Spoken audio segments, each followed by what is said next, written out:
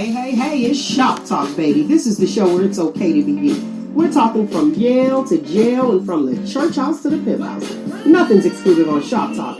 So if you don't have a phone, I suggest you borrow one. Call in and voice your opinion live every Saturday morning from 10 a.m. to 12 noon. Yeah, that's right, 10 a.m. to 12 noon. Don't forget to Shop Talk with your girl, because right here, we keeps it real.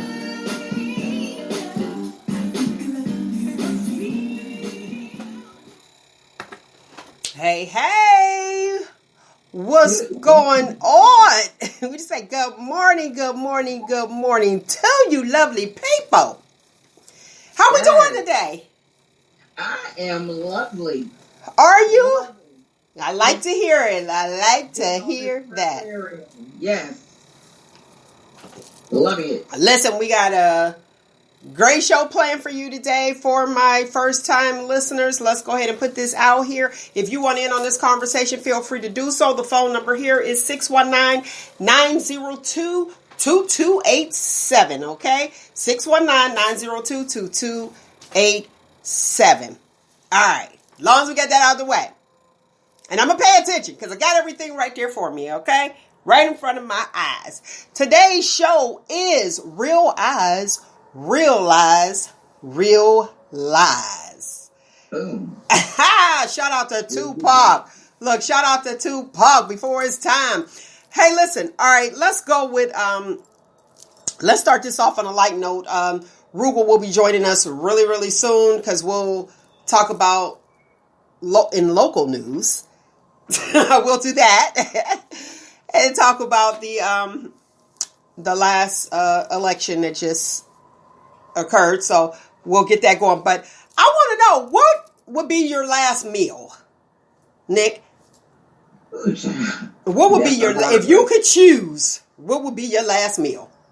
Honey, I would ask for rib steak, pizza, Italian food. Everything? Everything. I'm asking for everything. I'm going to be greedy. Okay, I ain't mad at you for that. But if you had to choose one meal. One meal, I definitely want the most expensive steak there is and the biggest one. Okay, I can respect that. And what's gonna be your sides? Baked potato, loaded baked potato with everything, and a salad. That's how I eat my steaks. Baked potato and salad. So, you are going to have a salad as your last meal? With my baked, see, that's the thing. My salads are massive with everything, like a chef salad, basically. Okay. And my loaded baked potato with everything, and then my big old T-bone steak or porterhouse steak. Oh, okay. Yeah, you got it together? Yeah, I got it together. And usually I can't eat the whole thing at once, so it serves for 2 meals. You know what? I was sitting there, we were having this conversation. It's like, what would your last meal be? I could not think of what my last meal would be. Really? I couldn't. I was like, my last meal, if I had to choose, what would my last meal be? And I think it might be chicken and dumplings. Oh, that's a good one. Give me something that's going to stick to me. Let it stick to me for a little bit. We got one viewer on right now. Look, I'm like, one viewer. I see you, Art. Art said, hey. Hey, Art. All right, one more time before we get going. 619-902-2287. I want to know what you think, so please comment below for the watchers. And for the listening audience, feel free to call in and join in to this conversation. All right. Suzanne Summer, you remember Chrissy? Off of Three's Company? Three's Company. She's still rocking the short shorts. But you know how I be. Yeah, she rock. But listen, she looking good at 74. Okay. Now here's the deal. You still got it, then hey. That's what I said too. That's exactly what I said. But some of the people, you know how that goes. they have an issue with her being 74. It's a picture of her and her granddaughter. Her granddaughter got the short shorts on and she got them on. And they feel as though that once you become a grandmother, at that age, you need to let it go. What's your thoughts? If you still got it, flown it. Definitely. Okay. I'm like, the woman looks good. Everybody know Chrissy Snow. Let her rock what she wants to rock. All right, so there's some type of drama happening on The Real daytime show. Do you ever watch that? I did until they put Tamar off of there, and then I stopped watching it. Listen. That's why I stopped too. That's why I stopped. I thought that she added to the show. Yeah, she did. Like, why am I gonna continue to watch y'all drive behind? I was going to say something else and catch myself real quick. Oh, do I need to? Let me get the bell. Let me get the bell just in case. Just in case. That's why I said I caught myself. But it's like she did add like a little spice to the show. That, her attitude and lip popping and everything. So yeah, she did. And I mean, once she was off the show, I was like, and I just didn't agree with the way it happened. Okay. Especially since her husband was producing the show. But then now we all know that there was like all kinds of drama behind the scenes, because you never know. You never saw any of the real drama. You just saw, with them two. But it was just a lot of messing behind it, and I just no longer desired to watch the show. Okay, tell me this. Do you think, I just want to know your opinion, public opinion. Do you think that he had something to do with it? Yes. I do. Do you think that, what do you think he had to, why do you think I feel as though he knew too. I'm with you on that one. But why do you think that he did that? Because I just want to know, what would be the reasoning behind it? What do you think the reasoning would be behind it? I have my thoughts, but I want to know yours. I'm thinking like whatever marital issues they started having, it like spilled over into that part as well. Because she did, like on different shows when they first announced they were getting divorced, and then she finally, started talking about things. I think she did mention something about he had something to do with it, or knew, or, he could have stopped it or whatever. But I do remember her mention that one time. But I really think he had the power to, like, and if it was something that she did that they didn't like, I mean, why just ask her? Just let her know. Listen, I didn't like you did this or you said that or whatever. Just let her know. Don't just, because she really did make that show make somebody want to watch it. And this is just my opinion and my views are not the views of the people on Shop Talk with Mel, but I felt like, first she was in the studio, she was doing her thing, and remember he like procrastinated on her with her album, and they finally did that. She was blowing up, and these are just my views.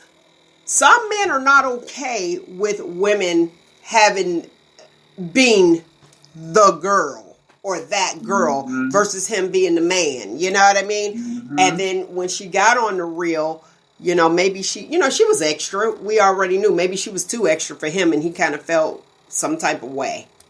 But he was married to her. He knew how extra she was. So, why you getting away at her dog? But I'm thinking the same way because let me tell you something. T.I. is the same way with Tiny. And then when they separated for that time, that she came out and she went back in the studio and they got back together with, Escape and everything. But it took for them to separate for Tiny because a couple of times, But Tiny was with Escape before. She was out before him. Before him, exactly. But I remember because I used to watch their show, the first one that they had.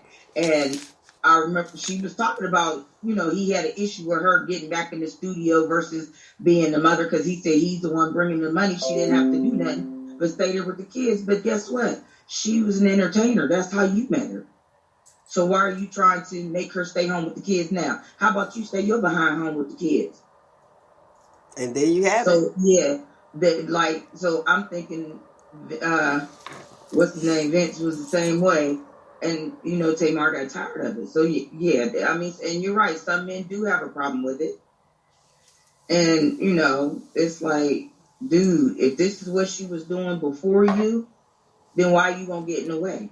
I mean, don't think of it as because I'm the breadwinner, this, and that. Even if she making more money, you think of it as combined income, y'all coming up together. And some men don't have that mentality. Okay, I understand my wife or, my girl make more money than me or whatever. Y'all coming up together. It shouldn't be about a competition. True. And some men like to make it about a competition. I think that's what that was. Okay. You think it's a competition though? You really do? With some men, yeah. Especially those that have an issue with their woman.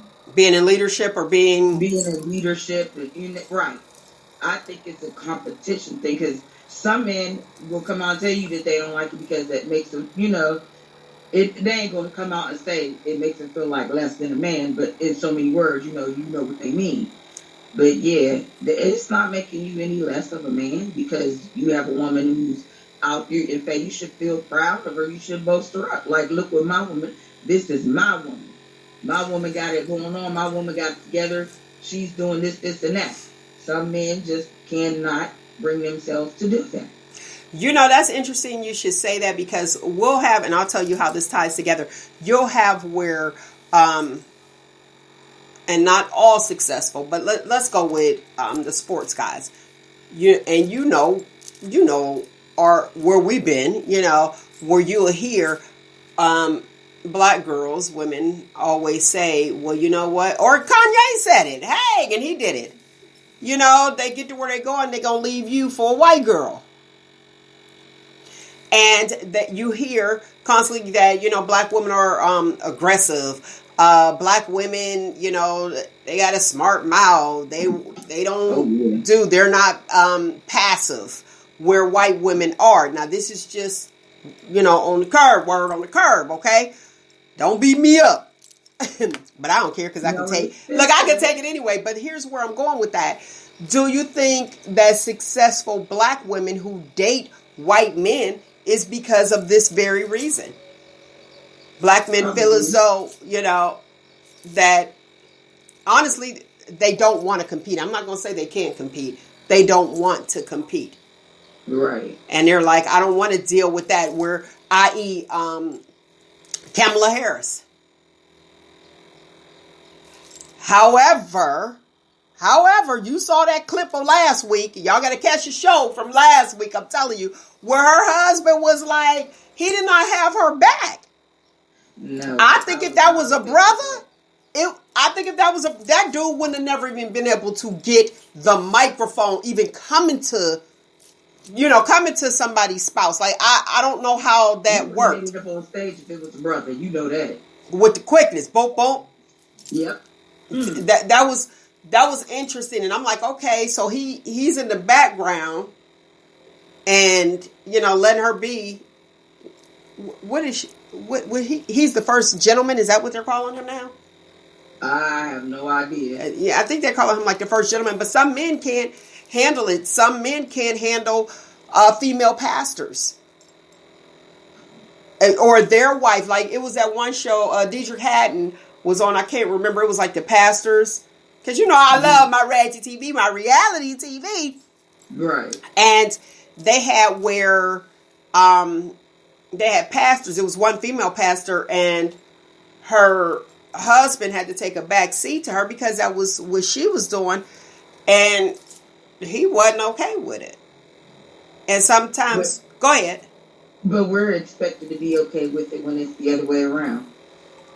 That's why I wanted to bring it up when you were sitting there talking, when we were talking earlier, and you were talking about, the wife staying at home. You know what I mean? Like Susan Summer with her stuff, like, what you supposed to do? Just sit at home and just take care? Yeah, traditionally, that I don't know. That's where we were. That's where we were. And it makes you wonder. Things that make you say, Mm-hmm. So, you know, what you gonna do? But we're gonna move on to the real. Since we talk about the Tamar stuff, though we got on that and got off track a little bit.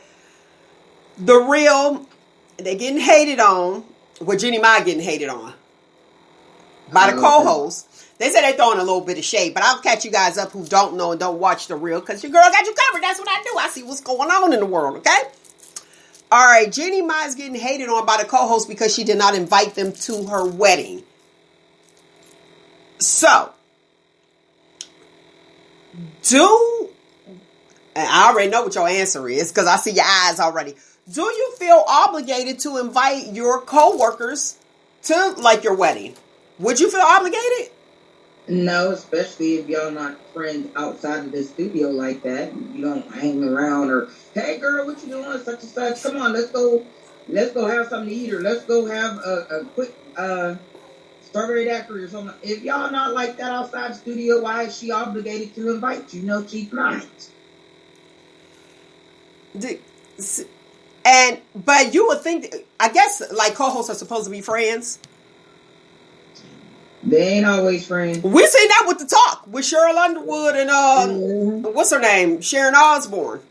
But they're supposed to be friends and being able to dialogue. And you would think with the chemistry that they're all friends, but they weren't. They felt some type of way not being invited to her wedding.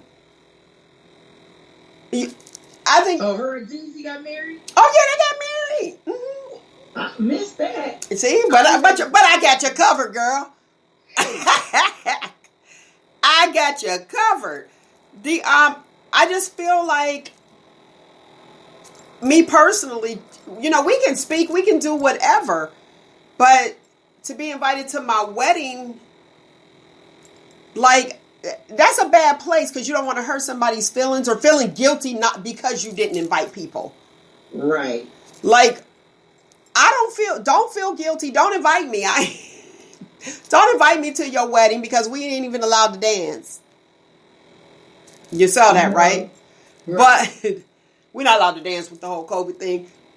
But I wouldn't feel any type of way. The person that I think I would feel a type of way of, I don't think I would. There's a reason why you didn't invite me.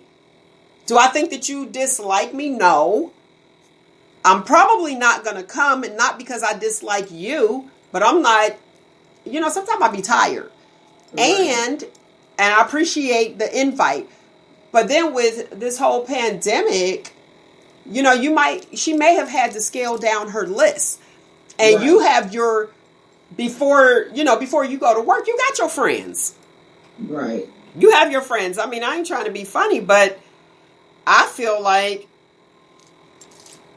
you know, I just met you, so you're like, you know how they have work wives, work husbands? You're like my work friend. You know, like, do I bring you home? Exactly. I mean, it's like that. But then, like, sometimes you can count on strangers more than you can count on some of your friends. True. So you figure, okay, somebody that you may have been friends with years ago, you'd be like, okay, well, I'm going to replace them with this person. So you don't feel obligated to invite your co-workers? Because especially if, like I said, you're cool on the job. Okay. But and like you said, it's not that you dislike that person, but y'all don't have nothing in common outside of the job. You're not friends outside of, you don't talk to each other, or hey, what you doing, nothing like that. If you don't do that outside of your job, then no, don't be obligated to invite them. I mean, I do know a lot of people who have, you know, got married and invited their co-workers, and their co-workers came. And I guess it's because they worked with them for so long and they did develop some type of friendship with them, even if it wasn't, you know, outside. It's still the fact that but yeah, you're not obligated to. Okay, if let's go to. Don't hang with that person outside of the job, then no. And they really shouldn't feel any type of way. All right, let's go to the comments. Lovely Breeze said that the norm is not normal for everyone. People need to do what works for them and not worry about everybody else. And she's absolutely right. Her comment on as far as like this.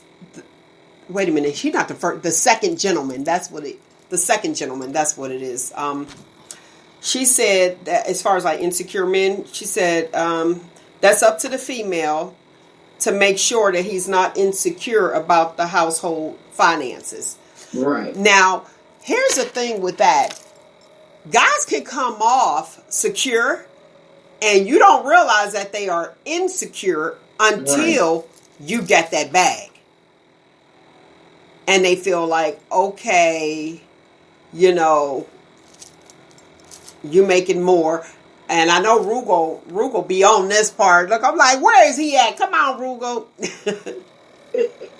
Where he's okay. Because he had shared a story about his one friend saying that he couldn't date somebody that made more money than he did. And Roogle was saying, well, you just cut yourself off big time. So that means you're not going to date an actress, a supermodel, you know, anybody that's, you know, that's rich. You know what I mean? Let's be real. So you just cut yourself off. It's interesting. Exactly. And I think that's why a lot of guys date younger women. I do. I think it's something to that, honestly. I feel like they date younger women because that younger woman will make them feel more intellectual because he can teach her things versus someone that's the same age. It's the same playing field. It's like, okay, let's see. I think dating somebody older, you have a lot in common. And you still may have differences, but you could converse. Right. That one guy, I can't even remember who it was. Do you remember me saying dictionary.com? And he was older. Wow. And we couldn't converse because I would speak my norm, but he looked like the birds were chirping like, what's that? And not and not using his context clues, you know, to figure out what I'm talking about. And I used to be like, dictionary, www.dictionary.com. Like, I'm going to need you to be there. But he was an older guy. And I guess I would be the younger one, but there's a problem. Our communication was off. Communication wasn't on that level, no. Right. It was not okay. I'm trying to, and Nick, if you can, to share it to my page. Are you able to share the live to my page? Oh, yeah. Because that's what I'm trying to do. And then I'll go ahead and I can't. Look, I'm like, obviously can't get it. All right, the phone number here is 619-902-2287. So you said that, boom, you don't have to invite your coworker. So we all on the same page there. All right. Moving right along. The Tamron Hall show. You remember that? She was on the news. I forgot which channel. It was like a major morning news network that she was on. And then they put, what was her name? Megyn Kelly from Fox. Remember they fired her and then they put Megyn in. Where is she at? Have you seen her? Me either. I haven't seen nothing, hide nor hear of her. I'm like, where is she at? But anyway, Tamron Hall has her own show now, and she's under fire by Dr. Ian Smith. And I think he's the author of The Fast Burn, something like that. And he's a black doctor. And the reason that she's under fire is because she had told one of her publicists, allegedly, let me say allegedly, he said that she goes out of her way not to book black experts. She allegedly, hear me well, people, told one of her publicists, we're not a black show. What's your thoughts on that? And then I'll share mine. We're not a black show. Yeah, she said, we're not a black show. And he had a problem with it. Yeah, I mean, now why are you breaking it down into race? How about just we're still human? How about that? Just human. Like that didn't make any sense. That just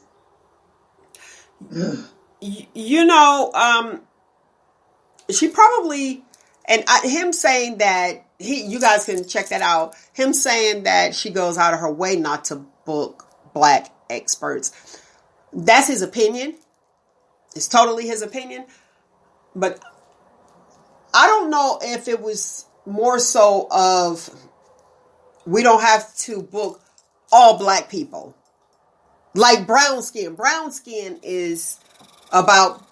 comes on every Monday. Is the clear and uncut conversations about us. Right. But her show, I think maybe she was pretty much saying, we have a device. We have a show about diversity. A diverse show, not just black. So maybe it's like, don't just keep, even though we do have, intelligent black people, it's a lot of right. Black experts, but she wants it to be broad. That's what I think she meant by that. That publicist was kind of shady. Okay, so he trying to make it seem like, okay, I got you. I don't know. Like, were you trying to cause issue? Are you trying to cause issue? Right. I don't know. It's just real interesting how we tend to turn on each other. You know what I mean? Crazy, and I don't know if her publicist was white or black. I really don't know. But I just feel like, why would you even put that out there? And they said that she goes out of her way not to book black experts. She probably don't want to be in a box to like limit her show. See, Oprah had some people. She had a good team, because if that was the case, we didn't hear anything about it. Right. We didn't hear anything about it. But this guy, he slammed her for it, and he was like, no, the publicist told him that. And it's secondhand. I wonder if he ever took the time to actually talk to her and asked her. Yeah. Because she may not even admit it like that. So yeah, I kind of see. But yeah, sometimes we tend to throw shade sometimes at certain things without even. Like this show. This is not a black show. It's not a white show. It's a show for everybody. So yeah. I kind of, when I was listening to him speak, you guys can check it out, Dr. Ian Smith. I felt like I understood what she was talking about. Like, don't just put me in a box. We're for everyone. And, they just went all out. Just went all out. Look. All right. The SWV and Escape, they're doing a versus. Did you hear about that? I heard they were thinking about it. I didn't know they actually gonna do it. Now I got it. I'll be missing them. I'll be forgetting about it, or either that, or they do the verses while I'm taking a nap in between jobs or something. We work hard. Yes, we work hard. We work hard. That who did Earth, Wind, and Fire? Who did they do the verses with? Ozzy Brothers. That's right. That's when Thing came out. What's his name? Ron Isley came out. The new Ron Isley. Was coming as what they say, coming out looking all zaddy-ish. Or grand-zaddy-ish. That is hilarious.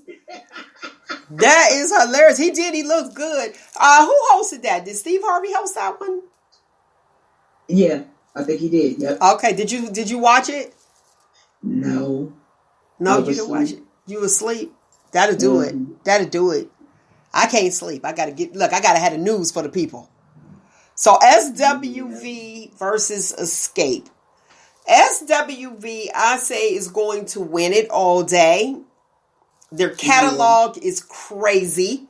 Yeah. I don't really know Escape's catalog. I do, but comparing it, yeah, I still say SWV got it. SWV got it. Uh-huh. Their catalog is crazy. Mm-hmm. The catalog is crazy. Escape. What song Escape sing? Understanding. That's what I remember. Understanding. They had so much. Let me see. I'm trying to think. And I had their first CD, but they have Kick. Is it Just Kick It? There you go. Just Kicking It. Yeah, and then they had like a couple different things. So, but what like jam? What fast music did they have? I can't remember. I just remember most of the slow songs, and then right now I can't even remember the names of them. So, yeah. See, don't nobody want no slow music. We want the upbeat stuff. Right. That's just me. I want the upbeat stuff. SWV, they have Weak. That's slow. Right. That was like it though.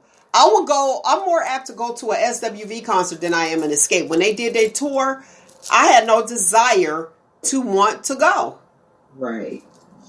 I had no desire at all to want to go. Honestly. Did you? No. No? I wasn't about to spend no money to go see him. You wasn't? Okay. See, I thought a lot of people really liked him. Back in the day they was cool, but yeah, I just yeah. Did you back in the day? Were you interested in him though? Yeah, I did listen to him back in the day, but now, no. See, I remember the outfits, and it was just another girl group, and I just was like, okay. Right. I know they said Jermaine Dupri was trying to make them be like tomboyish, and because that was the look. That was the look in the 90s. Back in the day, and a couple of them really wasn't okay with it. So, but that's what they had to do. But that was like the style, and I think that like Aaliyah, she kept it. Yeah, she kept the style, but that was the look. Cute girls, the big baggy jeans. That was the look. We was all rocking it. The flannels, you know what I mean? That was the look. Yes, you done posted a couple of your bad girls pictures. That was the look, and that's what we went for. They just didn't. I don't know. I was okay with them. They had to tell me that Candy. I knew who Candy was from the Real Housewives of Atlanta. Right. I knew the group Escape. The whole group. I didn't really know any particular person. I do remember the name Tiny. I do remember that one. But I didn't really know him to be like, oh, okay, that's my jam. I'm going to go ahead and buy the tape. I just wasn't interested. And that's when Atlanta was really getting on the scene back there. Right. But I wasn't really a big fan. So I think SWV is going to take it all the way. Yeah, they definitely going to rock that one. So. All right. Listen, why did my brother, he met Taj. Who was Taj? Oh, from SWV? From SWV. This fool called me because they were at his wife's cousin's, used to play football for Tennessee Titans. So Taj's husband and Spanky are really good friends. So Spanky and his wife. Wait, Taj is SWV. Go ahead. Yeah. Yeah. And so they had a big old party because the one son graduated from high school, so the whole family went down, and my brother went down, and all his in-laws, they went down for the party. So they had all these football players there and everything, and he met this fool running outside, called me on the phone. He was like, guess who here? I said, who? He's like, Coco from SWV. I said, for real? So he was just like all excited, telling me about everybody that was there. So he was like, I'm gonna take a picture and I'm gonna post it on Facebook. He took a picture and posted it on Facebook. I had to call him back like, fool, I ain't know that song. He was watching school somebody from that. He said it's somebody, huh? Yeah, because it's Lily, Taj, and Coco. Coco is the lead singer. I said, that is not Coco, that is Taj, dum dum. But he say, I'm almost there though, huh? He was close though. But he was just so excited. That just cracked me up. I fell out like, oh, that is not Coco. Well, you know what? They wanted to come back on the scene, and Coco, which is the lead singer, she wasn't trying to do it. Yeah. Because she was saying that all of their music was more so like infidelity, adultery. And she's into gospel music now, so yeah. And she was actually in the gospel music back then. So she was having issues and fallouts with her family when she came into SWV, but everybody knows that soprano voice. I mean, it's like, that's it. You know, Coco is SWV. Right. She is SWV, but I do like the way that all of them play an intricate role, but her voice is a force to be reckoned with. It is one that you'll never, ever forget. Right. Just like Whitney Houston. It's just that uniqueness and just... Like, Whitney. And see, and that's why I feel with Escape. I don't know anybody's voice to, like, stand out. Tasha's, okay. See, I don't know anybody's voice to just, like, stand out. They try to say Candy because it's deep, but TLC already was out, so T-Boss had that. Tasha really is the one that carried Escape. Oh, that's why that's why her and Candy had an issue, and then they said the Candy slept. This is all alleged. Slept with Jermaine Dupri.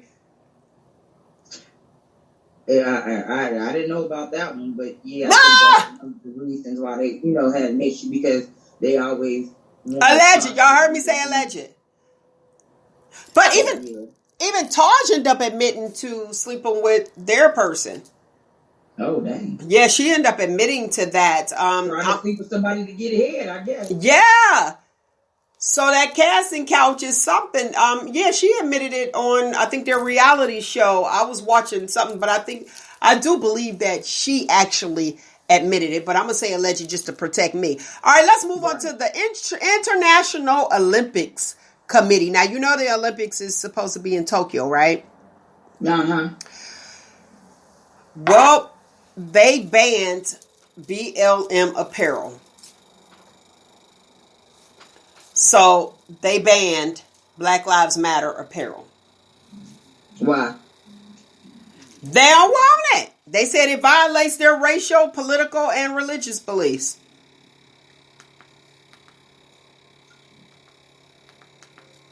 But the Asian people wanted the Black Lives Matter to back them up. You heard Nick said it. Look. Yeah. You wanted the Black Lives Matter movement to back you up, but you banning any type of Black Lives Matter t-shirts, hats, anything, scarves, masks, because it violates. Okay. But you wanted them to back you up. Well, they said that it violates the racial, political, and religious propaganda. Okay, but you wanted them to back your house, way. Not right. Listen, I don't know, but I kind of feel like you don't. Well, we don't know if that's that shut up and play type thing. But back in don't quote me on the year. I want to say 67 or 68, the Olympics. Way back where Tommy Smith and John Carlos, it's iconic, where they had their fist up in the air. Uh-huh. That one, and Muhammad Ali. When they won the Olympics, they showed, they were pretty much saying Black Lives Matter. Not the organization, but they actually showed, they showed, that was their way, I'll say, in my terms of protesting, of saying, Right. okay, here you go. You know what I mean? We matter. Like letting you know of the social injustices back then. So it's an ongoing thing. Mm-hmm. It's an ongoing thing. So I don't have to, if it was me, I wouldn't have to wear a Black Lives Matter hat or t-shirt or anything like that. How come you just can't do something, put your fists in the air, even though we know Colin Kaepernick kneeled and that was an issue. Mm-hmm. Yep.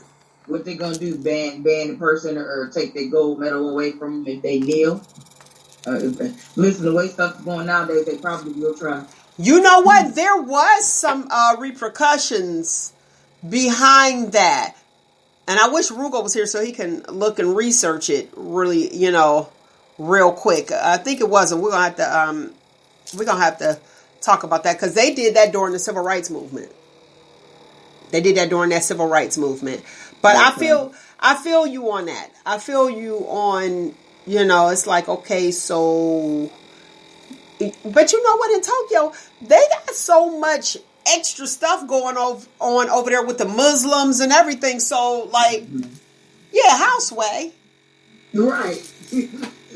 Like, they got their own issues going on over there. So it makes you wonder, like, okay, so what? I believe it was some consequences for Smith and Carlos doing that. I gotta look and see. So, we'll move right along.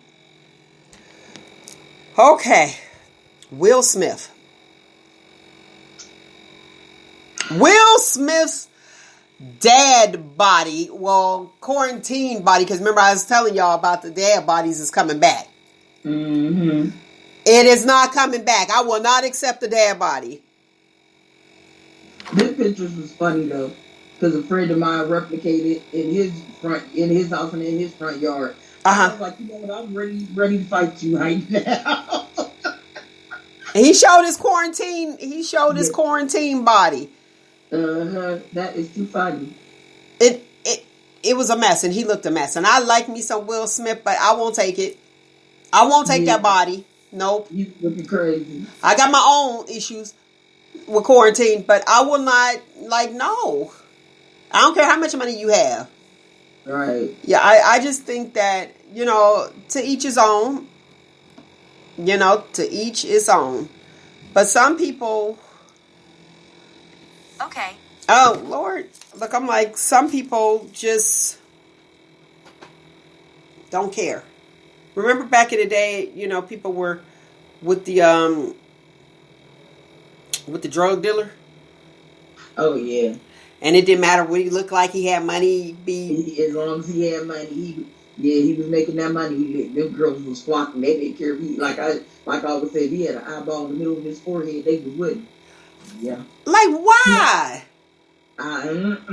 Help me. Elaborate. Help me to understand that. Because he was spending that money on them girls, taking them to Vegas, and that's how a lot of these little heifers went to Vegas and doing this and wearing all the expensive clothes and having all the expensive purses because the homie was spending that money.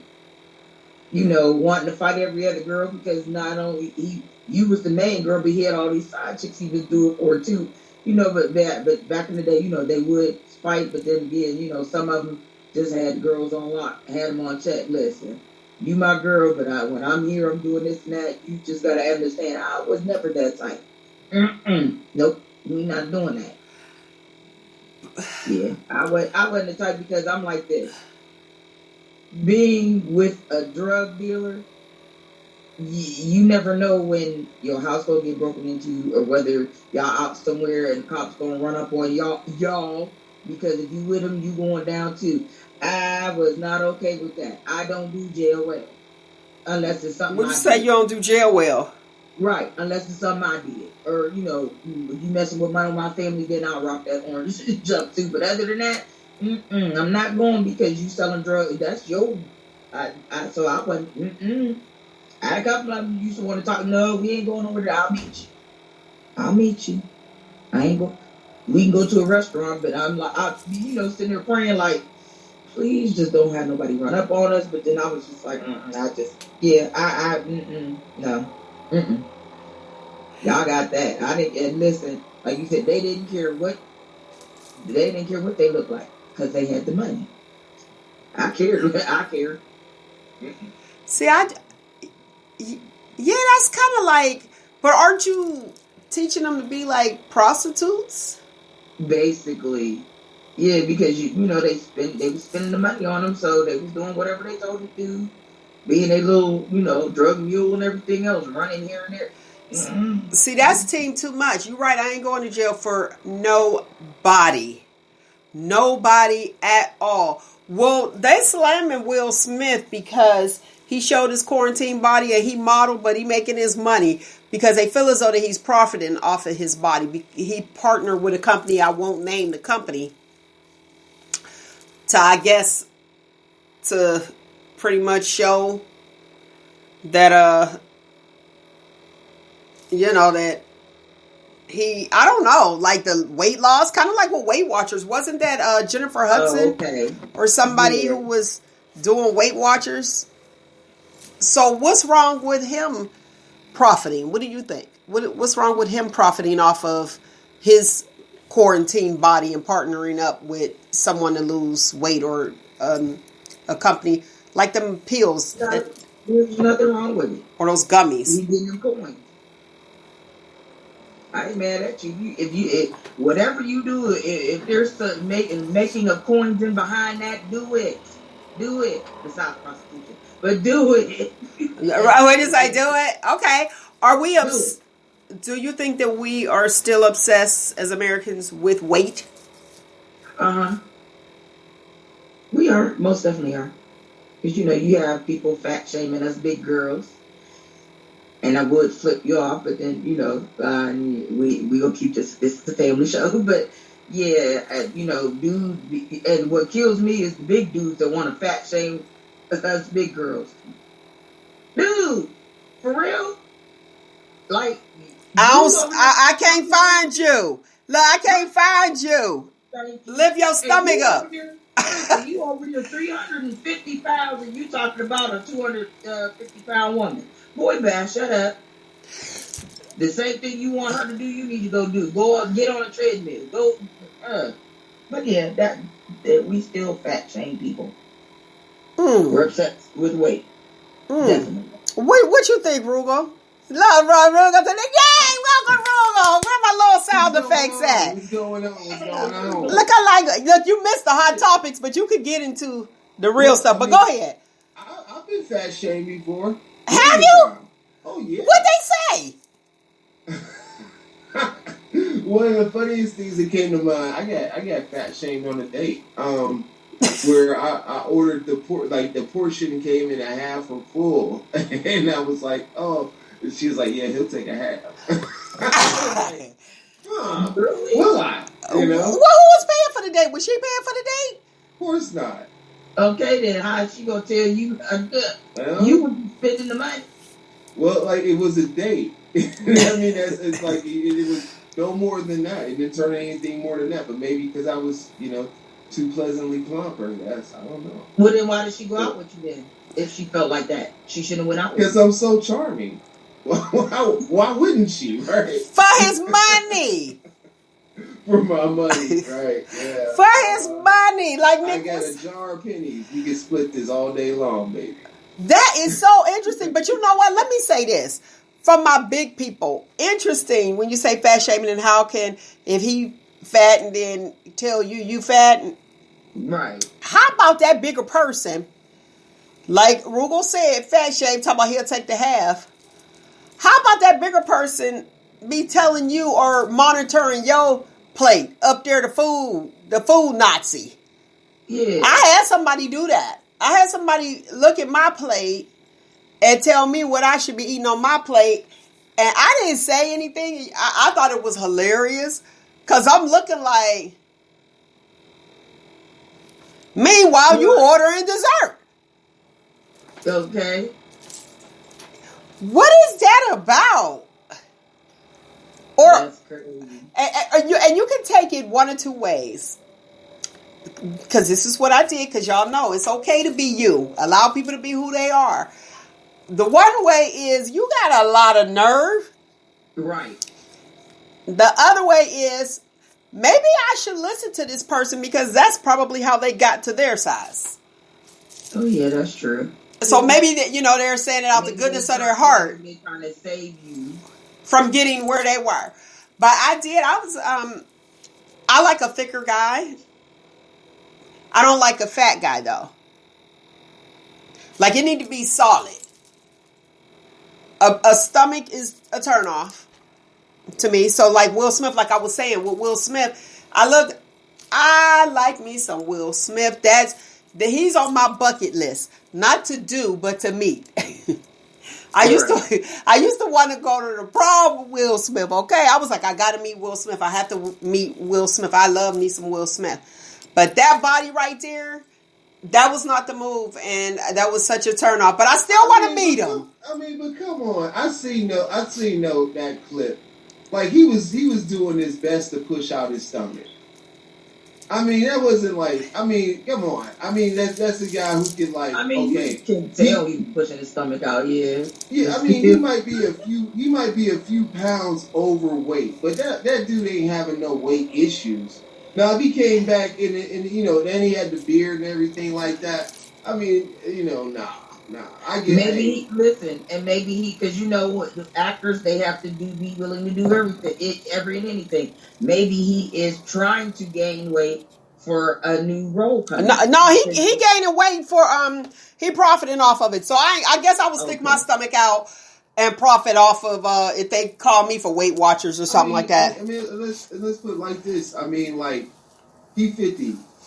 50, is he like 52 or 50 something? Yeah, I think he's 53, 52, 53, somewhere around there. So that makes it okay? No, but I'm saying look at Will Smith in that picture, look at some people that might be not Will Smith. And I don't find him attractive. They ate the gumball. They gonna float away. Willy Wonka's. He ain't in super Hollywood shape. Right? He ain't about to be an Avenger right now.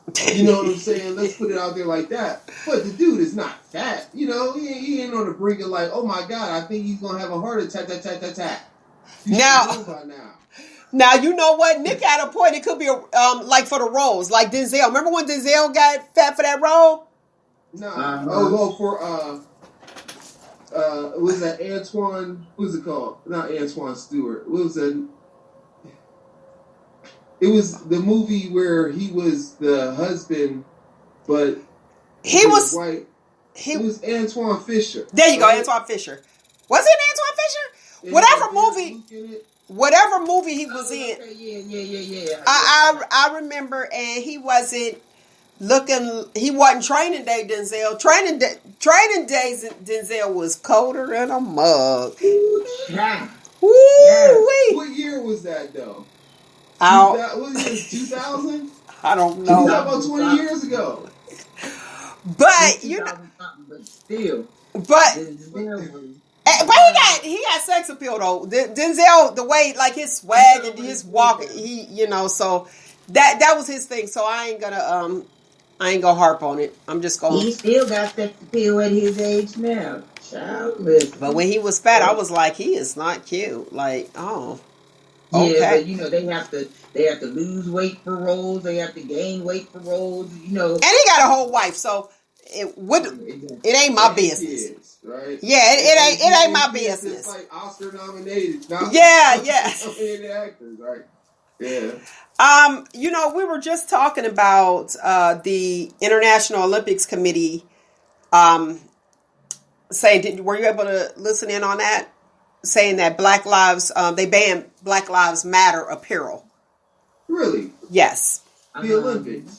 The Olympics in Tokyo. And I was talking about how, remember back when Tommy Smith and John Carlos, they did the iconic, remember when they was up, and what was that, 1967 or 68? I read about a long time ago, but anyway. Yeah, I can't remember the year, but even before then, you had was it Jesse Owens? Oh yeah. Who outdid the Nazis? You know, yeah, Nazi Germany. You know what I'm saying?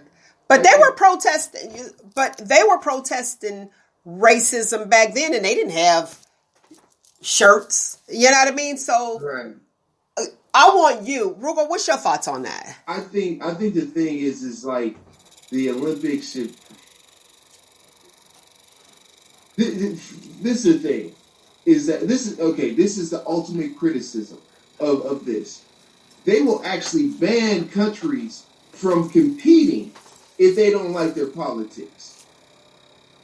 So you think it's politics, okay? You know what I'm saying? Uh-huh. So if there's people within a country that is being considered acceptable for whatever reasons, and there's still oppression in that culture, and those people are standing against that oppression, they're not eliminating that country, right? They're not saying like, well, America can't compete. Look at all the things that are happening.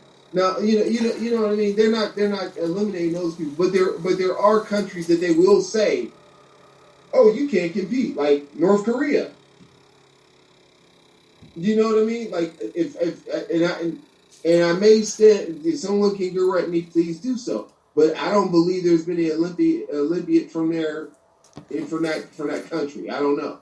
You know, but we have seen this before, where there's been sanctions based off of the political actions of those nations. You know, and so in this case, if there's people that feels oppressed in a country where you deem it acceptable, you're saying that they don't have that ability to be able to use that global stage. I don't like it. Clearly, I don't like it.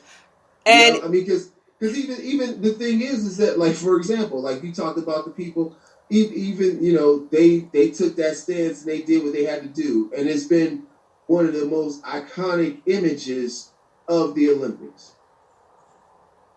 Okay. All right. We're going to go to the viewer. The viewer said it's 1968. I said 1968. So that was the year. Thank you. I appreciate that. Appreciate that, Dennis. The white guy got in trouble for doing that in his own way. Okay. Roogle, you hit the nail on the head. I think it is the politics of it. And this is why they say they banned it. They banned the Black Lives Matter apparel because it violates the racial, political, and religious propaganda. But it's all politics, like you said. And Nick actually said, Nick said, oh, okay, but you wanted Black Lives Matter to ban with you for the hate against Asians. Well, that's a different. Different. Okay. You talking about Asian Americans here versus the whole, Gotcha. And the thing is, the Olympic Commission is not. They pick a location where it's done, so it's not like all Asians have control. All what country is it going to be in? Tokyo. It's going to be in Tokyo. It's not like all people of Japan have control over what's going to be done there. There's a commission that's made up of global interests. Yeah, that's why the International Olympics Committee. Yeah, so that committee made that rule, not that country. But doesn't that make you think that this is why we're doing this here? Never mind. Just let it go. Would you think that it's that shut up and play thing? Remember they said that about LeBron? Who was that lady? Remember her? Yeah, I remember. It's essentially that, but let's see here. Countries banned from the Olympic Games, 1920. Oh, there's a whole list. We ain't got that kind of time. Yeah, I just want to see, like, I'm going to go to recent day. Okay. Because at one time, let's look at it like this. Where is it? 1964, Tokyo. South Africa was banned from the IOC from taking part due to the oppression apartheid regime. This ban lasted until 1992. Right? That's like yesterday.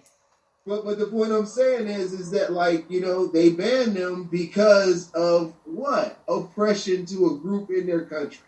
You know what I mean? Yeah. And people may not want to look at what's going on lately as apartheid, but the issue is that there is so much weight to what's going on that these athletes are a part of, because the biggest thing about the Olympics is what they do.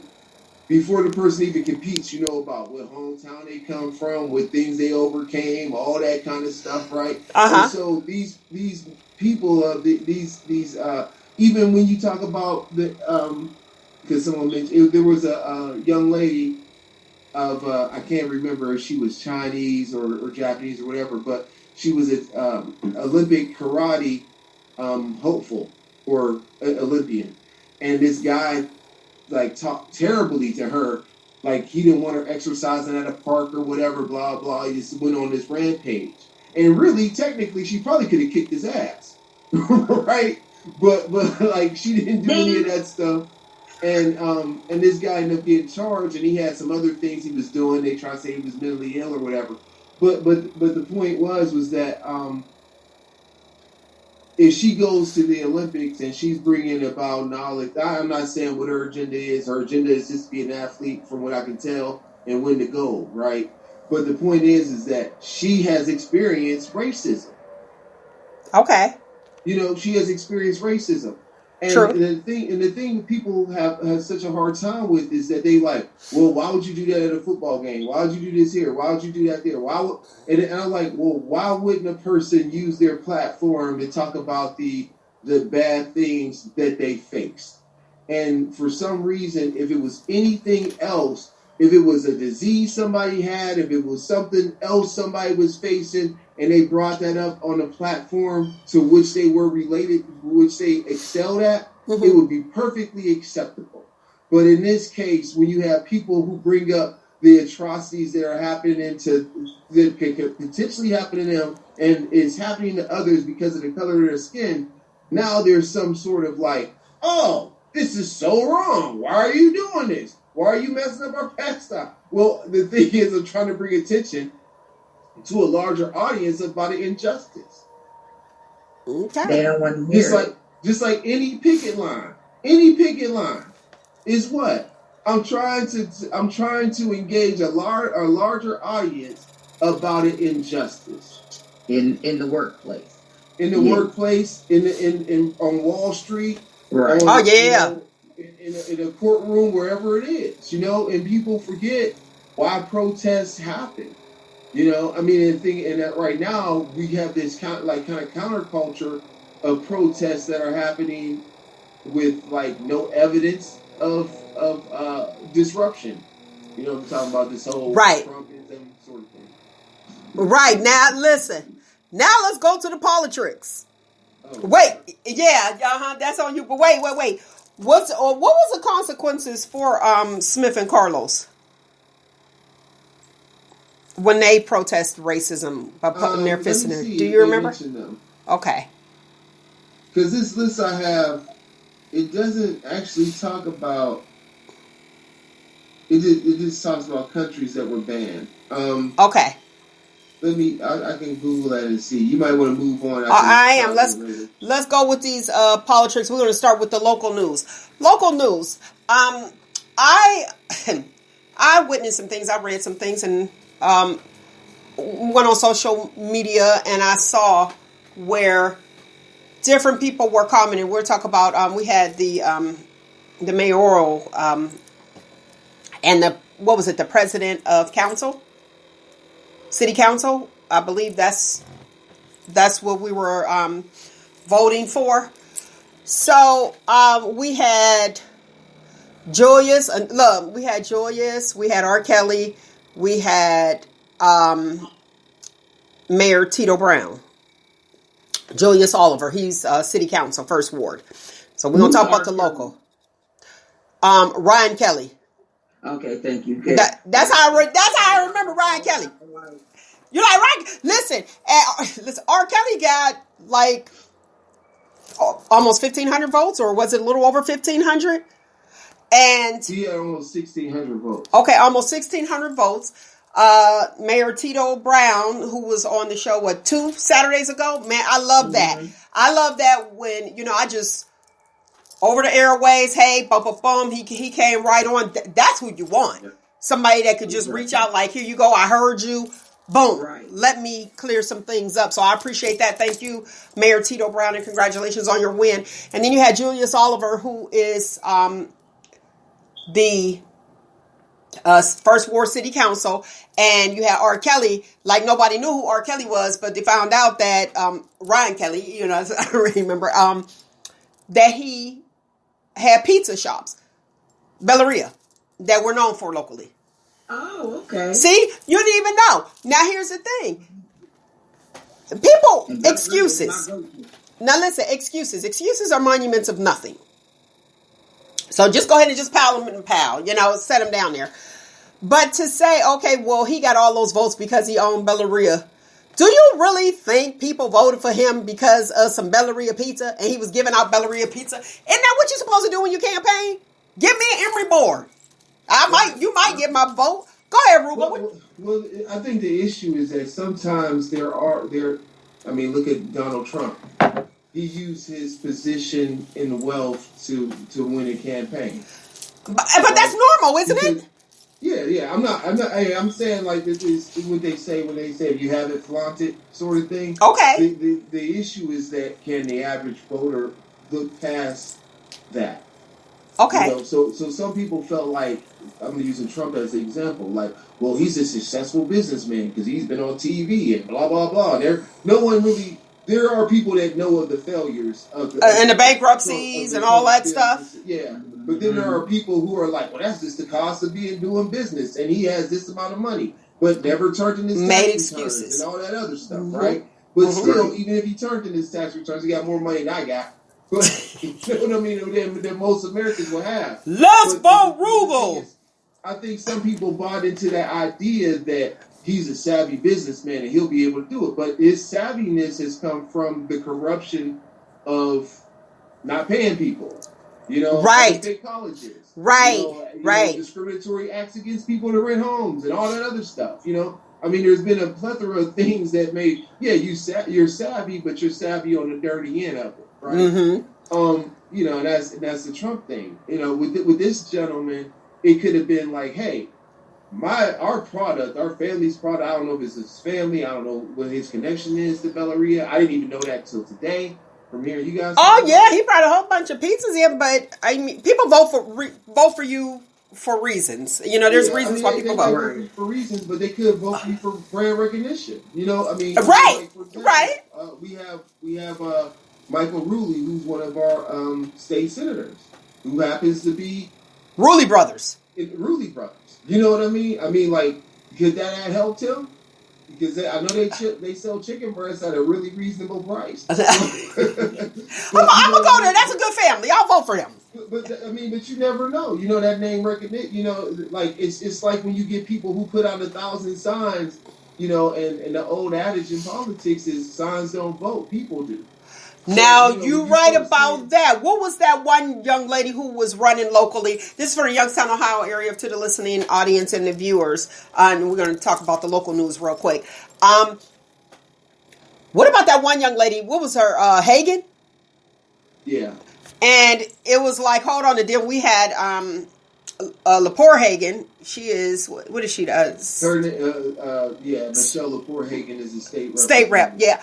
She was like, we are not related. But people do vote according to name recognition. They really do. But so that was R. Kelly with his stuff. And I ain't had no picture with the Fonz. I called him the Fonz, R. Kelly, because he has hair slicked back. Didn't know him at all. But when you keep saying R. Kelly, you keep throwing me. And I started thinking about Chocolate City or Chocolate Factory. All right. And look, and still got it. And then you had Julius Oliver, who got 14% now of the votes. And I was just really kind of taken aback where I saw different posts where grown people were laughing at, and it's just my thoughts. I mean, laughing at how he only got like 714. But I thought that was pretty doggone good because we know our boy used to get 3 and 4 votes. But he kept on going. He ain't give up. No, he got 153 votes. But the last time, Joe Teague? Yeah, Oh, yeah, but before that, he used to be like 7, 6. He kept going, so it didn't matter. At least one person voted for the individual. But I'm gonna go into detail. We gonna break it on down. When I seen that, I was like, I don't think that, but it's just me. I wouldn't have posted something like that. It just shows, and it wasn't even his opponent. It just shows like pettiness to me. That was just petty to me. And then Julius, I did read. Actually, I didn't read. I did actually read in the paper, but I watched the video. He came on, and I think it was called, I don't know, was something of a champion. I can't even remember what his caption was, but he spoke about losing it. He said that he got his A whooped and all this other stuff, and he said that he didn't win because he didn't. And I'm just, kind of condensing it. He didn't win because he didn't really put himself out there. But the word to the curb, people in the streets, the lovely people said that they didn't vote because they felt as though, vote for him, because they felt as though that he was a bully. Now, these are the people from the street. They said, because I asked the question, like, I just want to know, why, so that I can have a show. Why wouldn't you vote for this person? Why would you vote for this person? A lot of the older people said that they don't like change, and they understand, Tito just got in and, having to correct what was messed up prior to. And if you look at 2 shows ago, he kind of explained what happened with the monies and trying to recoup that. So, which I thought was really good. Older people are like, well, no, we don't need change yet. We need to see what he's able to do. And a lot of the older people, felt like he's a bully. And what I did notice is that it was, a lot of the church folk goes out and they're not for Julius, because they said he's just like a bully. We already had that in the White House for 4 years, and we don't need that in our area. Now that's just what the people say. So, what's your thoughts, or what's your take on what the people think? The vote showed it. Okay, there you go. I mean, the vote showed it. But there is another element to it that, sometimes people feel that, and arrogance. If you split a vote, if you got a candidate that's a good candidate, and then there's a vote that could potentially be split, does that community who championed for that first person, do they lose out if that split impacts a change that it's not related to? It's not either one of the candidates who are vying, who are vying for it. Okay. So I think some of the cases, like, people see, and then I'm not trying to challenge someone's ambitions for being sabotaged for someone else. And technically it is that. If you run for office, someone you want to win that office. That's obvious. The issue just becomes the people who are represented in that city want to make sure that there is a stability. And that stability may be getting behind the person that has actually shown them a history of work that supports what they want to do in the future. Okay, what about those who actually talked about, and hopefully he's listening so he can hear what the people are saying, what about those who say that Chill Can Company in his ward is sitting there dormant? They thought they were going to bring jobs to the community, and people had their homes with their memories, and they were torn down and bought out, and nothing's happening, and they could have still been in their home. Yeah, I mean, go ahead, Nick. he also talked about bringing a lawsuit against the owner of Chill Can Company because of that very thing. You know, you had us move these people from their homes, and you know, people waiting on these jobs and nothing, because there's potential other places that are looking at this like, what are they going to do? Because they can move right on in and bring those jobs. So I do know he was talking about, you know, trying to sue them. Yo, you talking about Julius? Yeah. Okay. Well. Go ahead, Roogle. Look, I sit on the tax re. This is maybe. No, this just is go ahead. Separate myself from who I from my personality on this show. Okay, right? go ahead. And so there was a vote about removing the tax abatement and this is public information. It was broadcast on TV or whatever, you know. And I made a comment about like I want this vote. Like I don't think the Chill Can's vote should be considered with the majority of the other businesses that we're accepting for this thing. Just because I didn't feel comfortable voting overall for everybody with them included, just because of what was going on. But the city at that time was saying, hey, we're working with them to, you know, they're attempting to work with us. And they actually, I guess, submitted a proposal. I got an ad today. Now I didn't get a chance to read it, but at that particular point in time, I felt like I was the only person on that call that was kind of like, why are we giving these folks another chance? Okay. You know, but the thing is that regardless of the fact that the business was successful or not, we have so much green and brown space in Youngstown that was it worth having a whole community, having a whole neighborhood removed for a business, even if it was prosperous. You know, I mean that's the thing. Especially like it's not like we don't have space.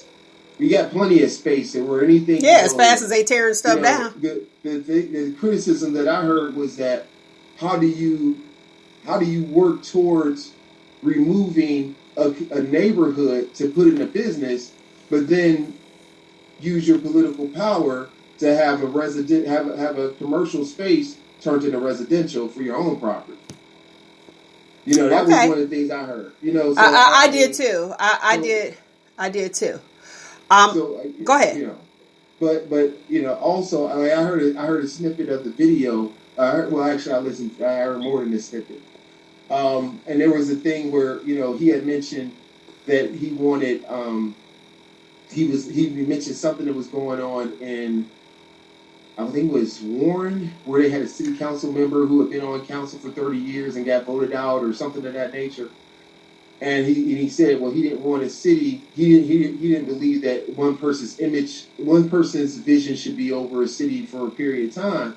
But and this is prior to Tito, when he was a part of the legislative body of city council, there was legislation. There was an actual vote on the ballot that talked about daylight savings time and adjusting to having the mayor and city council have unlimited terms. You know, and so for me, I found that issue to be a problem just because this has been a city that's been trying to fight its way out of corruption. You know, and what we've seen from the school board's perspective is that absolute power corrupts. Absolutely. You know, and so the thing is that we know that there's elections held and things like that, but it would have been. I think we would have been better off to have a system like, for example, Cleveland has unlimited terms for its mayor, and there's people saying, "Hey, we need a desperate change because we had the same guy for 16 years, and they don't see the progression that they should have had or a different vision for what the city could be." You know, and the thing is, in some places maybe it works excellent. You know, maybe it does, but the issue is that will democracy rise above people's agendas? There you go. Agendas, because that's what it boils down to. There was a snippet in there that I did pay attention to where he was saying that his family didn't vote for him and it hurt him. Do you think or do you expect your family, if you were running for office or whatever it is, do you expect your family and friends to vote for you? I think the thing is that you would hope that they would, but the thing is, if they don't believe in the direction that you have set, then why they're free? That's why it's a secret ballot. They're free to do what they want. You know what I'm saying? That's the thing. I don't think. That's what we have currently right now is that we have people so devoted to a person versus like Donald Trump. It's people like, whoa, they call it the Trumpianism or whatever now. Right. It's people devoted to this guy more than they're devoted to the nation. We've seen that on January 6th when the Capitol was raided. Right. And I know it's a far stretch, but the point I'm saying is that everyone has their own, in this country, own right to choose who they want to lead, regardless of what that relationship should be. The issue is, have you showed enough people the benefit of having you in office versus choosing somebody else? And that has nothing to do with who you're related to. Okay, what's your thoughts, Nick? I would definitely hope my family would vote for me, but then I have to show them that I'm serious and be dedicated to what you're trying to do, whatever change you're trying to make. You have to be dedicated to that. So like maybe the family didn't vote because they know something the rest of the people don't. That could be true. But the issue though too is that let's really talk about the numbers.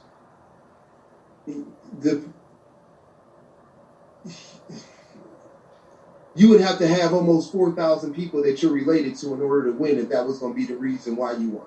Yeah, because you know what I'm saying? him and R. Kelly together still didn't beat Tito. Didn't add up. About, 2,400 votes. Right. So they still would have, even combined numbers still would have lost by 1,000 votes, and that's prior to the because all we have the unofficial numbers. Those unofficial numbers don't have the provisional ballots, so we don't know what those numbers would be. But what we do know is that there are not enough provisional ballots, even if all of them went to one candidate, for it to overturn the election. So that's the thing. There is that you have to inspire more people. I don't know. Than just your family. You know what? My thoughts on, and I'm gonna weigh in on this. I don't expect, if I was running for office or whatever it was or is, I don't expect my family and friends to vote for me. I would want them to, but I wouldn't just expect them like, okay, well, I know I got 1, 2, 3, 4, 5. I wouldn't expect them. It's almost like this. This is how I look. Everybody had a family member that sold Tupperware or them knives. Them knives is $1,000. You got to convince me why I should. Yeah, you got to convince me why I should purchase a pair knife for $200 almost $200. You have to convince me. You have to convince me why I need this Tupperware. I'm not just going to support you just because you're family. I'm being real. I'm going to be honest. You have to, I'm not buying Roogle, the chef. I liked a certain thing he make, those, those shrimp, what I'm talking about, the same stuff. He ain't never made it before, but I was convinced. I was sold on that. Sold on it, but did not order a trade up. That's because you wouldn't make it anymore. Man, I was in hot business right then and there when that came out. No, everybody loved it, but nobody ordered that. Nobody ordered a tray of that. I don't need a tray. I just need just something personal size. For a hot $40, you could have had a whole, not a half tray, but a whole tray. Look at that. Look at that. Look at that. But I was sold on that. I did. You know what I mean? I just feel like you have to convince me and show me that you are the best person for the job or the best person to do this or the best knife seller. You know what I mean? Because them knives was high. And supporting somebody, I'm not just going to just say, here you go. Here's my money. because I'm supporting you, and then I have no use for it. Meaning, like if it was, if you're running for mayor, just because you're related to me does not say you have one sure vote because I'm related to you. Because if the shoe was on the other foot, I want you guys to vote for me because you feel as though that I am the best person for the job, Right. not just because I'm a relative or I'm a girl, or like a lot of people voted, like Hillary. But we talking about Obama now. I was about to go to Obama. Like a lot of people felt like, okay, well, I'm going to vote for him because he's black. I voted for President Obama because I felt that he was the best person for the job. So I wasn't looking at just like, okay, his color and black, black votes black. We know that ain't it. Because let's be real, even with, you know what, let me put it, I got something else going in my head at the same time. You have black on black. It was so interesting watching the different things that's going on. And yes, Tito was there, but it was interesting watching how hard, like they had, for instance, they're blaming Tito for the crime on the streets. Now, I had a problem with that. The people dying in Youngstown. Well, when McNally was in, did they blame McNally? Youngstown been having crime for as long as I can remember. Did they blame Pat Ungaro? You know what I'm saying? I just feel like, why is it that we do that to our own? So we have it's annoying, it's disappointing, because it's like, okay, if somebody white does something, you'll be like, oh, okay, and you find a reason to attack your own. Right. And that's crazy. And that bothers me. And I'm going to tell my white people something. As a black person, we're afraid of the same things that you're afraid of in the community. They just live right next door to us or down the street or in our area. Mm-hmm. So when the police comes, we need that protection too. Not for you to be against all of us and say, okay, all of y'all together. No, we have the same fears. You know how they come into our community, they like geared up like, oh, wait, here you go. Like we had the peaceful protest and they came with all that gear. Dude, it was peaceful. All of us are not the same, but we do as people, regardless of the color, white people, we have the same fears. The difference is you go home wherever you are. Some people are in the neighborhoods, but we like right next door. You know what I mean? We next door to the killer. So we like even more nervous. So we need y'all to come. I just had to just put that out there just to let people know, like, don't think, oh, okay, well, they're black, they all the same, and all of them are, all of them respond the same way. Not true. I just had to just put that out there. I want you to go a little broader with the whole thing. You know, your boy Trump is not allowed on Twitter. They didn't let him on Facebook or Twitter. When he petitioned to come back on. What's your thoughts on that? It's a private business. Okay. So, no shirt, no mask, no shoes, no service. Okay. It's funny why no pants isn't on there, right? Interesting, right? You know what? No shoes, no shirt. You were right. Somebody be naked for the waist down. So now somebody about to come in there, no bottoms on. See what I'm saying? You done gave them an idea. But you know what he's saying, though. I mean, most people they would know not to come here with no pants on. But there's little bit of funny. Right. But yeah. I mean, that's the thing. I mean, if they feel like they don't want to give him a platform, that they don't. There was actually a similar thing that happened in a Middle Eastern country. I can't remember exactly which one, but it was an actress. I want to say she was tied to Bollywood, so maybe it was India or whatever. But I can't.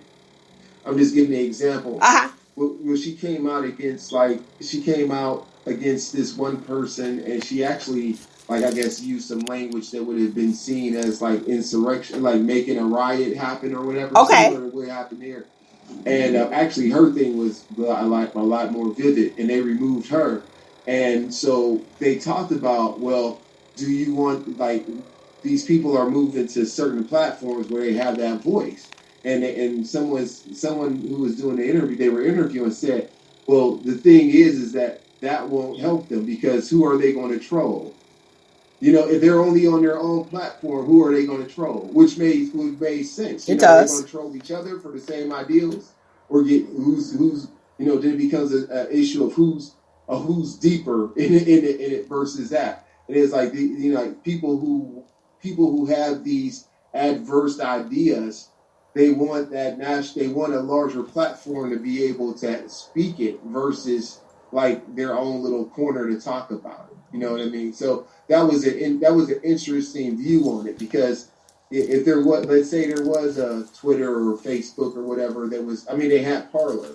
Uh-huh. I think it was owned by Facebook or something like that, and they ended up shutting it down or whatever they did to it. But the thing was that like having your own platform where everybody thinks the same as you may not actually be appealing to people who are a part of this a part of this movement that they're supporting. So you think, because remember he was supposed to get his own thingy, remember? Yeah, I know they talked about it, yeah. Someone said, a coworker said that they did have it, but I guess it wasn't, it wasn't diverse enough. They weren't able to recruit. But that's the thing, though. That's the thing. Like, if you're talking to the same 5 people about the same issue, you can't push that other person that's over that be teetering on the fence to your side. You can't pull them over to your side if it's this your platform. And the whole issue with this is like one of those things where, like any platform, people use it and they want to appeal to people to at least understand what they're experiencing, even if they don't live it. So. Okay, we'll go to a viewer, and a viewer comment when I was asking a question as far as like the consequences that Tommy Smith or John Carlos had. A viewer said that it messed up their future jobs in the sports arena. And Tommy Smith was at Oberlin College, and he spoke at YSU, the hometown, almost 50 years ago. So thank you, LeVan. Thank you very much for keeping us informed and letting us know. Roogle gonna fact checked it. Is it fake or is it fact? Let us know. Yeah, there definitely was a negative impact to it, but the thing is that the world knew. You can't take that away. Mm-hmm. When the world knows, now the world, even if they don't try to hold that, even if they don't have the ability to hold that country accountable, okay, whatever country that is, the world knows. And, it's the old adage, no one wants to air their dirty laundry. That's it. Well, ours is being aired after we had who. So let's talk about this voting. They were saying that, in Florida, that some of the boxes were stuffed from, I was going to say Tokyo, but like from China or something like that with the votes. I'm like, are we still doing this? Are they still saying they cheated on the election? This right now is the thing about this. Florida, the only reason that's happening was because DeSantis won by the skin of his teeth. That's why. And in all these places, even Ohio is considering legislation to change its voting practices. And you're like, well, what's wrong? Y'all have control of the state. Why would you need to double down on something that you can't prove, right? Mm-hmm. But the thing is that all these states where there is Republican control, because that's what it is, they're doubling down on making sure that they win. In Florida, they're talking about having more stringent guidelines for absentee voters, which people feel that it may have a backwards impact on them because a lot of their voters that are voting Republican are elderly who go down to Florida to retire and that sort of thing. And so they may be putting more barriers in place. But the issue they're doing it is because there were 700,000 more.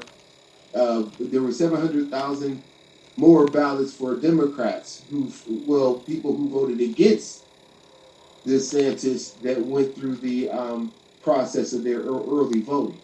So, but the thing was, it was a pandemic. People wanted to vote early and get it done. So who knows what those numbers would have been? But the issue is like if you've won, why change the rules? In Georgia, See? they lost, so they changed the rules. So that's just one of those things we just gotta adapt and do. Because if we can't change it until we get until there's people who believe in the same ideals of fair and free elections. But until that point, we just gotta adapt and do. If you're gonna throw out if you're gonna have a Jim Crow era, law, beat them at it. And that's what we have to do. We got to mobilize and win. And and Georgia was a great example of that. And Florida, had some successes, but we'll see what the future holds. Do you think it's because they want the House? Because they lost the House? Do you think that that's it? But even like for example, in Ohio we lost because of the census. We lost a congressional seat. And, okay. I think they were either saying it was going to Texas or there was another couple of states I can't remember, but who might get that additional congressional seat. The issue is how will redistricting impact our communities? Okay, you're on Live with Shop Talk. Go ahead, caller. Hey, you know what? You guys are talking about a lot of things today, but I just wanted to say that I like the title of today's shows, how real eyes realize real lies. And on everything that you guys are talking about, I just consider the title of the show. It's a fantastic title, and that's what I wanted to say. Thanks. Thank you. Shout out to Tupac. That's Tupac. And you know what? Even with Pac, he was doing his thing too. He was saying, I was watching like a documentary of him where he was talking about, they asked, I can't remember who it was. It was somebody that did it dropped, and I can't think of his name right now. Boy, they asked as far as like, how does he feel about dying? This was when he was younger. He said, before I didn't care about dying. He said, but right now, he said, God didn't put me on this earth or have me go through these things for nothing. So I'm doing God's work. And I thought, he saw the injustices then. So he picked up where his mother, because his mother was a Black Panther. And he's saying that we have to step out there and do what we have to do. You know what I mean? To make sure that we are treated fairly. And then now you have the next generation that's doing it. Right. So shout out to you. Yeah, that's look, shout out to you, Tupac. That's Tupac. And that's what we need to know. Real eyes, real lies, real lies. So we have to know where the truth is. Right. And just like Roogle said, they want to change the rules. Why you want to change the rules? Because we see the lies. There was a guy, I want to talk about that real quick. The vaccine. There was a guy who was vaccinated who still caught the COVID and symptoms. Did you see that, Roogle? No, but yeah, go ahead. Okay, you didn't see that? Yeah, there was, so some people feel like, like they were saying that you don't have to wear your mask. Please wear your mask because you still can get it. You can be a carrier. Mm-hmm. Because remember, it was only, what was the Johnson & Johnson was 80% back when I did the stats before. I don't know if it got any better.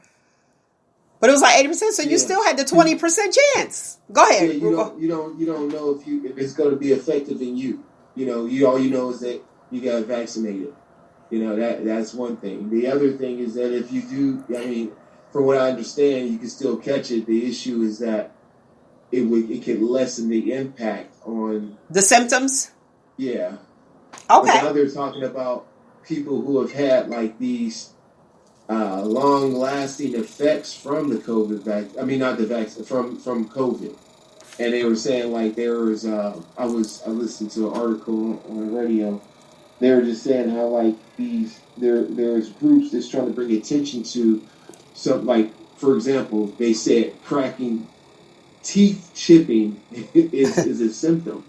Oh man, that's crazy. There's over like 200 symptoms tied to COVID. Hold on we just don't understand a lot. Hold on one second. Hey, if you want to know this conversation, feel free to do so. The phone number here is 619-902-2287. 619-902-2287. Go ahead, caller. You're on Live with Shop Talk. Good morning. Good morning. This is Cece calling from Columbus, Ohio. How y'all doing this morning? All right. Good morning. Good morning. I just wanted to come in and say that, if it wasn't for social media, a lot of people wouldn't get the information and the lies that were spread. So our thing is, okay, we have that information and we need to do something about it. So all the groups created, all of the information that's put out there is useful to a certain degree. But we have to apply it and really have an understanding in that and just not just take it for what it is. But I'm thankful for social media in that way that I can do my homework based on what I've read and what I've received. So you doing this show this morning is very important. I just pray that a lot of people really get what's useful in it, because it's just so much needed. And then just the diversity of having more than one voice is important. So I thank y'all for doing the show this morning. All right. Thank you for listening to Shop Talk. Have a good day, y'all. You too. Okay. All right. See, you got to determine what's fact and what's fake. Yep, exactly. Go ahead, Roogle. I want you to finish what you were talking about as far as like the with the vaccine and the tooth chipping. Well, they were saying that there were all these, there were like 200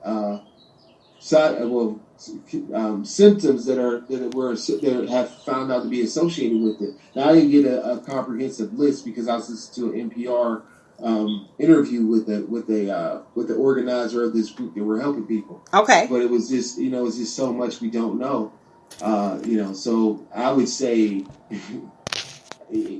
like yesterday, I was picking up takeout for my wife, and I know people are eating and stuff, but I was wearing a mask the whole time. I'm like, they're looking at me like, you sit at the bar, waiting for your thing. You keep, you take a little sip of your beverage, then you pull up your mask or whatever. I'm like, because you don't know, and the thing is for my protection, for people's protection around me or whatever. Because, I don't know, and I in my line of work, I had to tell somebody, because they're like, oh, you can take that off. You don't have to worry about it around me. I was like, well... Oh, yes, I do! Yeah, because, I had to tell this one person, I said, because I would feel terrible if I found out that you potentially contracted it, and potentially it came from me. I've been vaccinated, you know what I'm saying? But, the whole thing is caring for others. Do you care for others? And I do. Some people are like, well, that's unfortunate that you care for others. Go ahead, Nick. That's an issue that I have with people coming to the hotel, especially when I'm working, I'm the night. You work in the front, you work front desk? People coming in here, there's a big old, listen, people, if y'all in the area and y'all come down to this hotel, Comfort Suites, she can't say. Look, we can't say the name of the place because they didn't get advertisement. But I got you.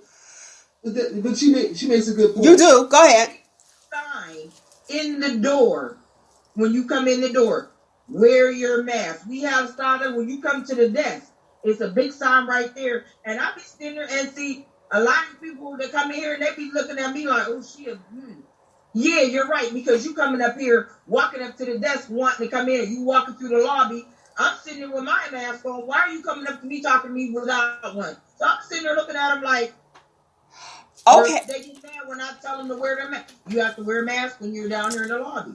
And people get mad and, want to report me. And my manager is okay with that, with me saying what I say to people. Well, it's protecting everybody. It's protecting everybody. And I have to tell people, like, if I have to keep asking you, I can ask you to leave and have you removed if you don't. You know what, though? I'll say this, because I usually wear a gaiter, and it's, like, made out of cloth and that kind of stuff. But the other day, I had to put on one of those, like, surgical masks, like, the mask. It wasn't like it wasn't an N95 or whatever. Uh-huh. And I was like, God, I cannot breathe in this thing. I was like that. That was it was the first time I felt really uncomfortable. I was like, oh my God, I can't breathe in this thing. But I think though people, I don't know. Especially choose one that works best for you. Especially and those didn't work best for me at all because I don't like it behind my ears and all that. I wear glasses already. I don't need another. Oh yeah, it does tend to break down. So you got to watch that too because it'll break down your ears. I was at the zoo and I did wear my mask, but I will say I had issues breathing. And they were talking about the amusement parks opening back up. I want to say in like June or so. And I don't know, don't quote me on it, but I think it was Cedar Point or anyway, whichever amusement park, check it out and see. And they were saying that you have to wear your mask. Now, I want you guys to just think about this, wearing your mask on a roller coaster. And you're already having issues breathing. I don't know how that's going to work. So I want you guys to check into that and just always just be safe. And then when it's hot outside, wearing a mask is like wearing a scarf. When it's hot, you can't breathe. Yeah, if you cannot breathe, let me say that. They have the shields too. If you cannot breathe, sit at home. I want to talk about, I think it was The View. I'm not for certain. I think I was watching The View. And I think it was The View. Dr. Fauci was saying that he's staying in the house and he's been vaccinated, he said, according to, this is secondhand, but he was still wearing his mask. So that's why people are confused to wear a mask or to not wear a mask. That is the question.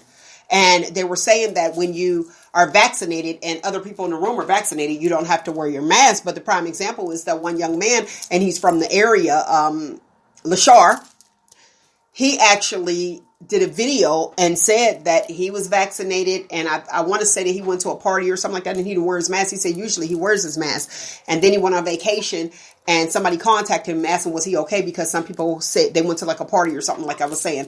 And some people got COVID. And they asked him and then he checked it, he got checked and it was detected that he did have COVID. He said that he was having like sinus issues because he had allergies. Those were the symptoms that he had. So the symptoms weren't as bad. I think that there was a doctor that was on there on The View as well. I did hear her say out of her mouth, getting the vaccination is individually based. It's an individual choice. Just like voting for who you want to vote for. It's an individual choice. There are some people, and I want to put this out here, hear me clear. Do what it is that you want to do. People who are immunocompromised, they, suggest that you get it. But there are some people who are really immunocompromised that introducing their body to something else can actually harm them. So talk to your doctor. If you don't know, talk to your doctor. Get more information. The information is out there, and I know it's confusing. Just like the caller said, social media, you have so much, and people believe that. But like, where'd you get that from? Facebook News. Okay, well, we need to dig into it a little more, and don't just believe what one person says. You have to look at all and determine what's best for you. So obtain all the information. It's like writing a research paper. Obtain all the information that you need to obtain and make the best decision for you. Now, and I'm tired of arguing with people about my decision. You don't have to. You don't have to. You don't have to. Because to me, I think. Wait 1 second. To me, I think that it's more so. It's like voting. When people ask, "Who did you vote for?" Why? Because you want to debate with me off of what? Off of my decision? Right. So that's why I just start cutting people out. I'm not about to argue with you about my decision. Yes, I am immunocompromised. No, I am not going to get that shot until I get all the facts and see what the long-term effects will be for me. That is why I made the decision to not get that shot. I'm not going to continue to. So I just start cutting people off. Don't allow a lot of people. I just started cutting people off. I'm not about to argue with you about my decision about my body.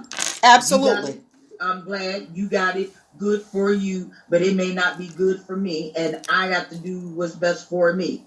Absolutely. Don't allow people to make you feel guilty. What is guilt? Guilt is actually the alarm that goes off in your head to let you know that you made a decision that goes against your core values. If it does not, don't feel guilty about it. Roogle, you want to add to that before we end the show? No, I just think, I mean, Nick has her own experience and her own reasons and that sort of thing. I think, hopefully, I think people may be coming at you from a place of concern, because I don't know. I thought if you had pre-existing conditions and things like that, they were encouraging you to do it. Some. That's why I said it. That's why I specified that. When you are immunocompromised, depending on how immunocompromised you are. If we go with HIV, depending on your CD4 count, it's like, whoa, we don't want to introduce anything else. But if you're above your 700, then okay, well, you're healthy enough, even though you have HIV, but your CD4 count is high. But if it's below or you're at like an 18, I seen somebody that was at an 18 and I was like, oh my gosh. So you have to contact your physician and you have to know your body because any little thing. Go ahead. I think that's what I received from what she said. But there's been people saying that there's like, me and my son was talking about this. There were people saying that the government is putting nanochips into the vaccination so they can track them. And the thing I said to him, I was like, well, the minute you have a cell phone, the minute you get a social security number, we already know where you are. Like I was like, that seems like a really dumb thing. I mean, a really expensive thing to do when you had the Patriot Act that was adopted under President Bush, George W. That said that they can look into your phone calls and everything like that. Like if they want to find you, they'll find you. They don't need to put a chip in. When I hear stuff like that, I'm like, what would be the benefit of them doing that when they know where you're at every day? Yeah. Everybody's posting. Wait, Nick, go ahead. Wait, Nick, wait, because we gotta do one person at a time. It'll cut off. Everybody's posting where they're at. People got doorbells with cameras on them. Like we become like we are doing more to self-police ourselves than the government is doing to actually impose that authority. Yeah, we're doing their job. Go ahead, Nick. Yeah. No, I'm just saying, I have a cousin that really believes that, they don't tell you this and that. And they're actually putting the trackers in you, tracking you. And I'm sitting there like, you got a social security number, you got a cell phone, you be on Facebook going off about stuff. And so if they want to find you, baby, they gonna find you. Guess what? If they put up an award to find out where you at, somebody telling it. No, you're right. You're right about that one. $1,000 for information.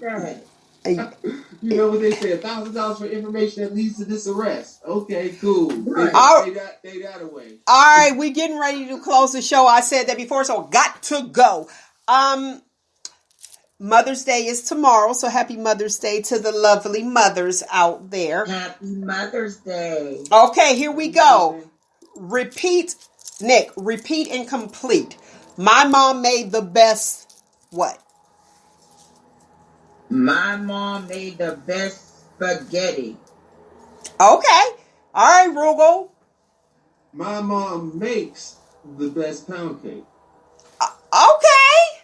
Nick, you know what that means. When we want some pound cake, we'll be like, we heard you made the best. Look, word to the curb, you made the best pound cake. Right. Yeah, I'm telling you. All righty. For those who don't know what your core values are, I'm going to give them to you real quick. Integrity, responsibility, respect, servant leadership, and sportsmanship. All right. So you guys check that out. I'm big on education. That's why we do the show, edutainment, real live edutainment. Giving you the information that you need and hopefully that you want to hear. And I encourage you guys, please, please, please get out there, research it for yourself. And again, there's a thin line between encouragement and peer pressure. Don't allow people to pressure you into doing something that you don't want to do. Again, guilt. That's that siren that that goes off and it lets you know that you made a decision that goes against your core values. If you don't believe in it, don't do it. If, look yourself in the mirror and be like, no, you made the right decision for you. And you're willing to deal with the consequences, because we know that every decision has consequences, good or bad. All right. Roogle, I know we running out of time real quick. What's happening in the movie world? Well, it looks like Hollywood is on to release movies this summer, so just stay tuned. You'll see everything that's coming to a theater near you.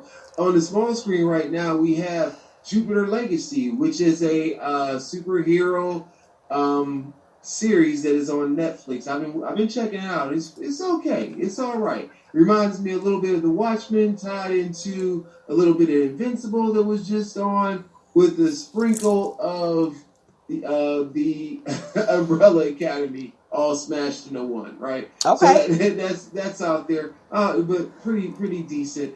And what's also started to what's also out there is the Star Wars The Bad Batch, and basically it's a animated series that's on Disney Plus that reminds you of the Clone Wars with its animation style. It follows 5 of the stormtroopers from the Clone Wars that were considered the Bad Batch because they were genetic anomalies from the other ones, and then they go on their adventures or what have you. It's a new story. Don't know much about it. Just sitting in the driver, just sitting there waiting for it to unfold and see what good comes from it.